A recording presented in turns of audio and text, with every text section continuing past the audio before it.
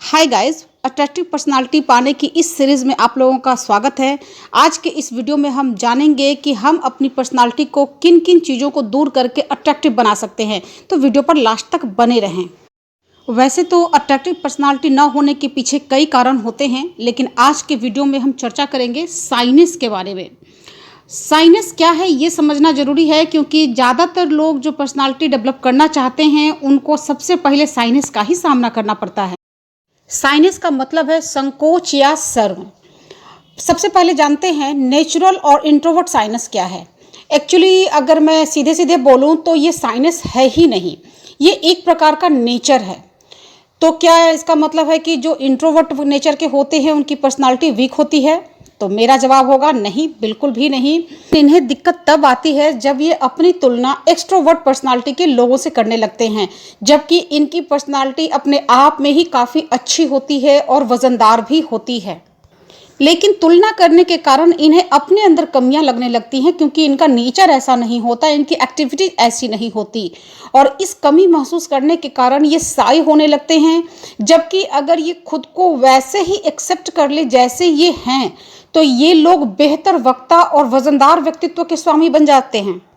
मतलब introvert nature वालों को परेशान होने की ज़रूरत नहीं है, उन्हें अपनी पर्सनालिटी को एक्सेप्ट करके उसके अकॉर्डिंग चीज़ों को करना चाहिए और उनका कॉन्फिडेंस अच्छा बन जाएगा। दूसरा कारण है lack of knowledge and conditioning. Lack of knowledge वास्तव में साइनेस की जड़ होती है और अधिकांश लोगों की समस्या भी इसी के कारण होती है। लेकिन अच्छी बात यह है कि इस समस्या को पूरी तरह खत्म किया जा सकता है। पहले अपना नॉलेज बढ़ाएं, करंट मुद्दों के बारे में, अपनी सराउंडिंग के बारे में तथा स्वयं के बारे में डीप थिंकिंग करें। और इस डीप थिंकिंग से जो नॉलेज आपको मिल रहा है उन चीज़ों के बारे में विचार करके जो चीज़ें पॉजिटिव है उनको अपनी लाइफ में, अपनी पर्सनालिटी में इम्प्लीमेंट करें और इस तरह से पर्सनालिटी को बेहतर बनाया जा सकता है।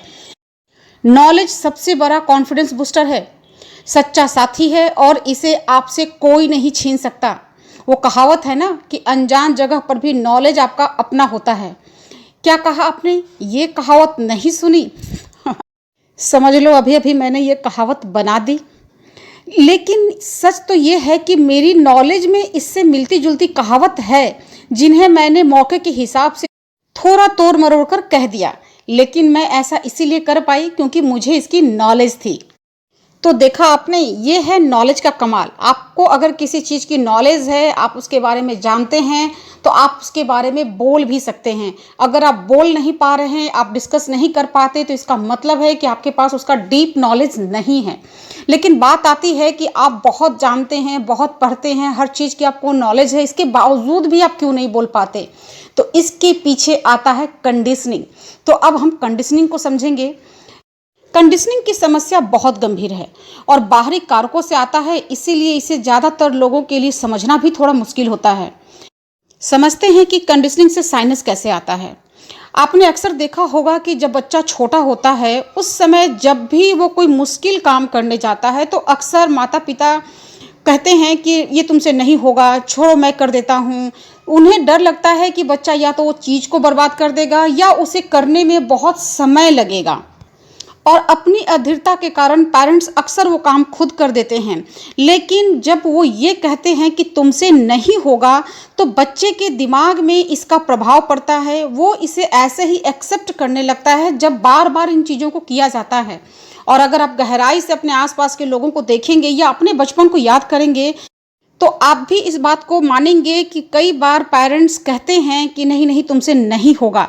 बचपन में क्या, हमारे बड़े होने तक हमारे पेरेंट्स अक्सर जब भी हम कुछ बड़ा करना चाहते हैं, अपने लिमिटेशंस को ब्रेक करना चाहते हैं, उनसे आगे की सोच पाते हैं, तो हमारे पेरेंट्स हमें ऐसे ही देखते हैं जैसे हम नहीं कर पाएंगे। और चूंकि माँ बाप हमारे लिए हमारे आइडल होते हैं, सब कुछ उन्होंने ही किया होता है हमारी लाइफ में, हम पूरी तरह से उन पर निर्भर होते हैं, तो उनकी इन बातों का हमारे अचेतन मन पे बहुत गहरा प्रभाव पड़ता है और हम उनकी इन बातों को गहराई से ऑब्जर्व कर लेते हैं और अचेतन रूप से एक्सेप्ट भी कर लेते हैं। और यही कारण है कि जब भी हम कुछ करने जाते हैं जो नया हो हमारे लिए, नई परिस्थिति हो, नए लोग हों, कुछ बड़ा करना हो, तो हमारा अचेतन मन ही सबसे पहले एक प्रश्न खड़ा कर देता है कि क्या तुमसे हो पाएगा? नहीं नहीं, तुमसे नहीं होगा। और फिर इस तरह से आत्मविश्वास खत्म होने लगता है। और ऐसे में साइनस तनाव से मुक्ति के लिए हमारे व्यवहार का हिस्सा बन जाता है। एक्चुअली में अगर देखा जाए तो कंडीशनिंग से जो साइनस आ रहा है वो प्रॉब्लम नहीं है, वो अपने आप को तनाव से बचाने का एक सॉल्यूशन है। ये तो हमने बात की कि साइनस होता क्यों है, क्या क्या चीज़ें इसके पीछे काम करती है, लेकिन अब समझने की कोशिश करते हैं कि इसका सॉल्यूशन क्या होगा। इन सभी पॉइंट्स पे अगर हम थोड़ा विचार करें तो ऐसा समझ में आएगा कि कंडीशनिंग ही एक ऐसा चीज़ है जिसके ऊपर काम करने की सबसे ज़्यादा ज़रूरत होती है साइनस को ख़त्म करने के लिए। और जब कंडीशनिंग जो अचेतन रूप से काम कर रही है तो इसका सॉल्यूशन भी हमें अचेतन रूप से ही करना पड़ेगा।